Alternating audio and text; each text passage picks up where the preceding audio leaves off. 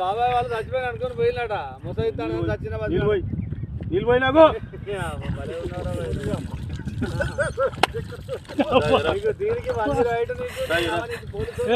ఎందుకు పన్న వాళ్ళ కాయ పండు ఎందుకు అనుకున్న వాళ్ళ ఈ చల్లదనానికి ఎండకు చేయలేక కన్నీకి ఓడిపోయి వచ్చిన గెవలేక ఏం చేసావు 10 రోజుల నుంచి గణేట్ చేత నాతో గట్టించి నా కష్టం దోచుకొని గణేట్ రాయ్ నాకు అంటే డబ్బులు ఇచ్చారు కానీ క్షమ